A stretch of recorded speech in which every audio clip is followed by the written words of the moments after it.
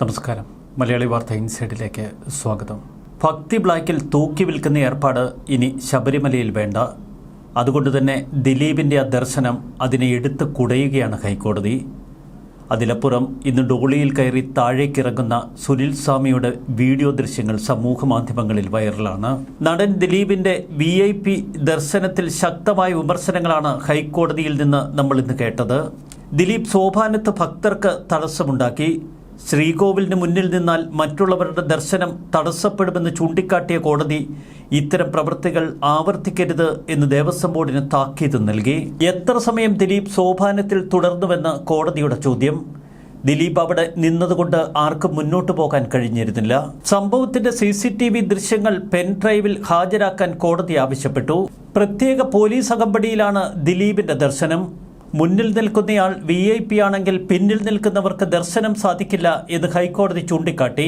ഹരിവരാസന സമയത്ത് പരമാവധി ഭക്തർക്ക് ദർശനം നൽകാനാണ് ശ്രദ്ധിക്കേണ്ടത്. വ്യാഴാഴ്ച രാത്രി ഹരിവരാസനം പാടി നട അടയ്ക്കുവോളം ദിലീപും സംഘവുമൊക്കെ സോപാനത്ത് ഒന്നാം നിരയിൽ നിലയുറപ്പിച്ചു. കുട്ടികളും പ്രായമായവരും ഭിന്നശേഷിക്കാരും ഉൾപ്പെടെ മണിക്കൂറുകൾ വരിനിന്നെത്തിയ തീർത്ഥാടകർ ഇത് കാരണം കൃത്യമായ ദർശനം നടത്താതെയാണ് മടങ്ങിയത്. സിനിമാ താരത്തിന് പ്രത്യേക പരിഗണനയുടെ ആവശ്യമില്ല എന്ന് കോടതി പറഞ്ഞു. ദിലീപിന് പുറമെ ആലപ്പുഴ ജില്ലാ ജഡ്ജി KK രാധാകൃഷ്ണനും ഒപ്പമുള്ളവരും നോർക്ക ചുമതല വഹിക്കുന്ന KP അനിൽകുമാറും കൂടെയുള്ളവരും പോലീസ് അകമ്പടിയോടെയാണ് സോപാനത്തിലേക്ക് വന്നത്. ഹൈക്കോടതിയുടെ രൂക്ഷ വിമർശനങ്ങളെ തുടർന്ന് ഇന്ന് വ്യവസായി സുനിൽ സ്വാമി ശബരിമലയിൽ നിന്നിറങ്ങി. സുനിൽ സ്വാമിക്ക് പ്രത്യേകമായി ഒരു പരിഗണനയും നൽകരുത് എന്ന് ഹൈക്കോടതി ഇന്നലെ നിർദ്ദേശിച്ചിരുന്നു. മറ്റു ഭക്തർക്ക് ലഭിക്കാത്ത സൗകര്യങ്ങൾ സുനിൽ സ്വാമിക്ക് ശബരിമലയിൽ ലഭിക്കാൻ പാടില്ല. ശബരിമലയിലെ ഡോണർ ഹൗസായ സഹ്യാദ്രി പിലിഗ്രിം സെന്ററിൽ 401 മുറിയിൽ കഴിഞ്ഞ 10 വർഷമായി സുനിൽ സ്വാമി തുടരുകയാണ്. ഇതെങ്ങനെയാണ് എന്ന ചോദ്യം ഇക്കഴിഞ്ഞ ദിവസം ഹൈക്കോടതി ഉയർത്തിയിരുന്നു. കോടതി പരാമർശം വന്നയുടൻ സുനിൽ സ്വാമി സന്നിധാനത്ത് നിന്ന് മടങ്ങി ഡോളിയിലാണ് പമ്പയിലെത്തിയത്. 40 വർഷമായി തുടർച്ചയായി നട തുറക്കുന്ന നാൾ മുതൽ അടയ്ക്കുന്നവരെയും സുനിൽ സ്വാമി ശബരിമലയുടെ നിറസാന്നിധ്യമായിരുന്നു. ശബരിമലയിൽ എല്ലാ ദിവസത്തെയും പൂജകളിൽ സുനിൽ സ്വാമി പങ്കെടുക്കുന്നുണ്ട്. ഈ സമയത്തെല്ലാം ശ്രീകോവിലിന് മുന്നിൽ അദ്ദേഹം ഉണ്ടാകാറുണ്ട്. വിർച്വൽ ക്യൂ വഴി മാത്രമാണ് ഭക്തർക്ക് സന്നിധാനത്തേക്കുള്ള പ്രവേശനം. സുനിൽ സ്വാമിക്കും ഈ രീതിയിൽ പ്രവേശനം അനുവദിച്ചാൽ മതി എന്ന് കോടതി പറഞ്ഞു. ഡോണർ റൂമുകളിൽ ഒരു സീസണിൽ 5 ദിവസം ആ മുറിയിൽ സൗജന്യമായി താമസിക്കാനും 10 ദിവസം വാടക നൽകി താമസിക്കാനും അനുവാദമുണ്ട്. എന്നാൽ വർഷങ്ങളോളം അത് കൈവശപ്പെടുത്തി വെക്കാൻ പാടില്ല. ശബരിമലയുമായി ബന്ധപ്പെട്ട സുനിൽ സ്വാമിയുടെ ഇടപെടലുകൾ വർഷങ്ങൾക്ക് മുൻപ് തന്നെ വിവാദങ്ങൾ ക്ഷണിച്ചു വരുത്തിയിരുന്നു. മാസങ്ങളായി ഇവ കോടതി പരിശോധിച്ചു വന്നിരുന്നു.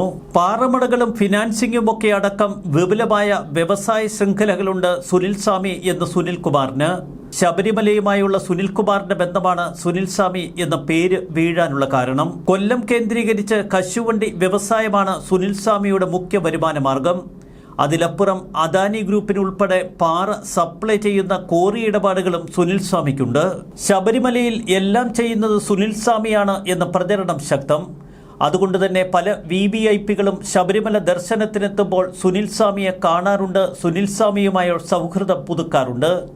ഇത് തന്റെ ബിസിനസ് ഇടപാടുകളിൽ സുനിൽകുമാർ വ്യാപകമായി ഉപയോഗപ്പെടുത്തുകയും ചെയ്യും. ഓരോ ദിവസവും നട തുറക്കുമ്പോൾ നിത്യപൂജാ ചെലവുകൾക്ക് ഏതാണ്ട് 2 ലക്ഷം രൂപ വരെ ദിവസവും അഡ്മിനിസ്ട്രേറ്റീവ് ഓഫീസർക്ക് ചെലവാക്കാം. ഇതിന് കണക്ക് കാട്ടേണ്ടതില്ല. പൂവും മറ്റു പൂജാദ്രവ്യങ്ങളും വാങ്ങുന്നതിന് വേണ്ടിയാണിത്. ഈ സാധനങ്ങളെല്ലാം ദിവസവും നേർച്ചയായി സുനിൽ സ്വാമി നൽകും. അതുകൊണ്ട് തന്നെ ചില്ലിക്കാശ് നൽകാതെ അതെല്ലാം ശബരിമല അഡ്മിനിസ്ട്രേറ്റർക്ക് എടുക്കാൻ കഴിയും. ദിവസവും അങ്ങനെ വെറുതെ 2 ലക്ഷം രൂപ പോക്കറ്റിൽ വീഴുന്ന ഏർപ്പാട്. മണ്ഡലകാലത്തും മാസപൂജയ്ക്കും നട തുറക്കുന്ന ദിവസങ്ങളിലുമൊക്കെ ശബരിമലയിൽ താമസിക്കുകയും ശ്രീകോവിലിന് മുന്നിൽ നിന്ന് എല്ലാ ദിവസവും തൊഴുകയും ചെയ്യാറുണ്ട് സുനിൽ സ്വാമി. സ്പെഷ്യൽ കമ്മീഷണറുടെ ഇത്തരമൊരു റിപ്പോർട്ടിനെ തുടർന്നാണ് ഹൈക്കോടതി ഇക്കാര്യത്തിൽ വിശദമായ പരിശോധനകൾ നടത്തിയത്. മാസങ്ങളായി സുനിൽ സ്വാമിയുമായി ബന്ധപ്പെട്ട വിഷയം പരിശോധിക്കുകയായിരുന്നു ഹൈക്കോടതി. ഈ വിഷയത്തിൽ വിവിധ വകുപ്പുകളോട് റിപ്പോർട്ടും തേടിയിരുന്നു ഹൈക്കോടതി. ക്ഷേത്രത്തിലേക്കുള്ള പൂജാ സാധനങ്ങൾ സംഭാവന ചെയ്യുന്നതും ഗോശാല സംരക്ഷിക്കാനുള്ള ചെലവ് വഹിക്കുന്നതും സുനിൽ സ്വാമിയാണ് ഇന്ന് റിപ്പോർട്ടിൽ എടുത്തു പറഞ്ഞിരുന്നു. എന്നാൽ ഇതിൻ്റെയൊക്കെ പേരിൽ മറ്റാർക്കും ലഭിക്കാത്ത ആനുകൂല്യങ്ങൾ നൽകാൻ കഴിയില്ല എന്ന് കോടതി തീർത്തു പറഞ്ഞു.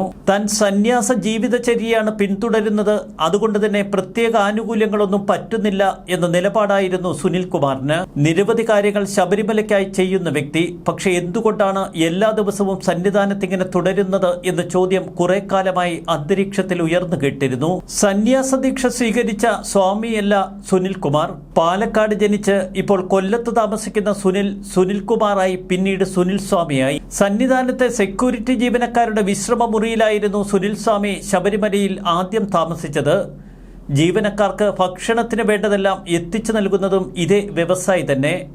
സന്നിധാനത്തെ പൂജാ സാധനങ്ങളും സുനിൽ സ്വാമിയുടെ വക.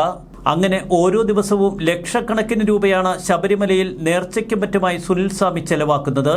ഇതോടെ ശബരിമലയിലെ ജീവനക്കാരടക്കം എല്ലാവരും സുനിൽ സ്വാമിയുടെ ആരാധകരായി. പാലക്കാട് ചെർപ്പുളശ്ശേരിയിലാണ് സുനിൽകുമാറിന്റെ ജനനം. കശുവണ്ടി വ്യവസായങ്ങൾക്കായി കൊല്ലത്ത് താമസമുറപ്പിച്ചു.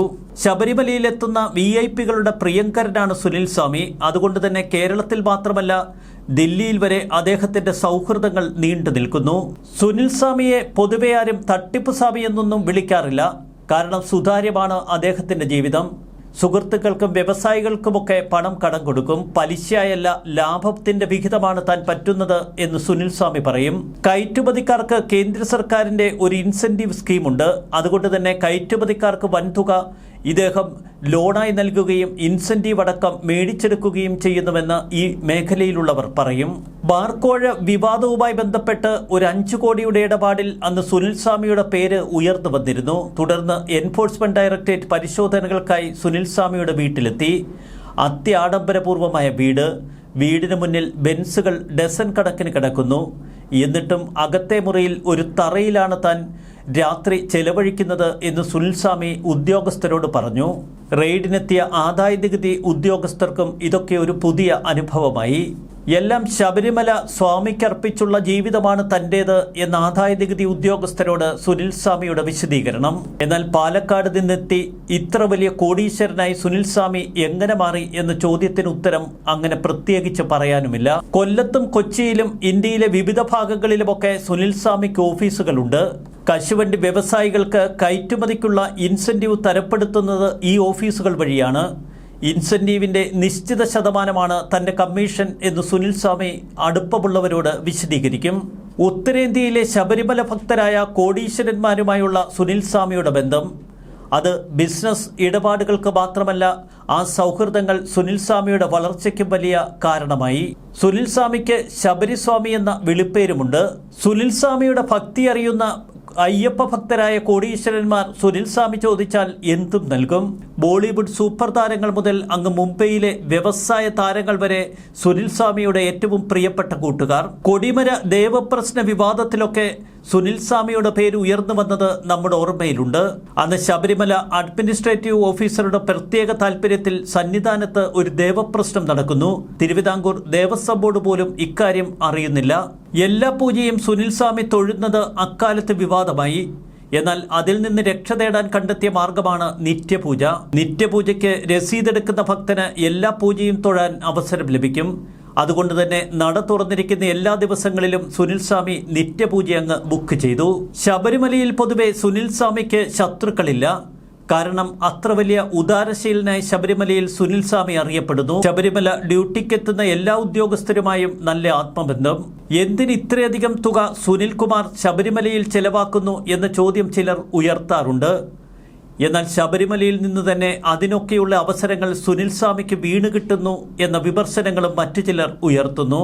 VIP-കൾക്കും ശതകോടീശ്വരന്മാർക്കും സന്നിധാനത്ത് സുഖദർശനമൊരുക്കി അവരുടെ സൗഹൃദ കൂട്ടായ്മ ശക്തിപ്പെടുത്തുകയാണ് സുനിൽകുമാറിന്റെ ലക്ഷ്യമെന്നതാണ് വിമർശകരുടെ മുഖ്യ ആരോപണം. അതുകൊണ്ട് തന്നെ രാജ്യത്തെവിടെ വേണമെങ്കിലും അധികാരത്തെ സ്വാധീനിക്കാൻ സുനിൽകുമാറിന് കഴിയുമത്രേ. ഹൈക്കോടതിയുടെ നിശിത വിമർശനങ്ങളെ തുടർന്ന് ഇന്നലെ സുനിൽകുമാർ പെട്ടെന്ന് ശബരിമലയിൽ നിന്ന് അപ്രത്യക്ഷനായി. ഇന്ന് ഡോളിയിൽ താഴേക്കിറങ്ങുന്ന സുനിൽകുമാറിനെയാണ് പിന്നീട് ശബരിമലയിലെത്തിയ ഭക്തർ കണ്ടത്. ഹൈക്കോടതിയുടെ വിമർശനത്തെ തുടർന്ന് കൂടുതൽ വിവാദങ്ങളിൽ അകപ്പെടേണ്ട എന്ന് കരുതി തന്നെയാണ് സുനിൽകുമാറിന്റെ പെട്ടെന്നുള്ള മലയിറക്കം. ഇനിയുള്ള നീക്കങ്ങൾ എന്തൊക്കെയാണ് എന്ന് കാത്തിരുന്ന് കാണാം. ന്യൂസ് ഡെസ്ക് മലയാളി വാർത്ത ഇൻസൈഡ്.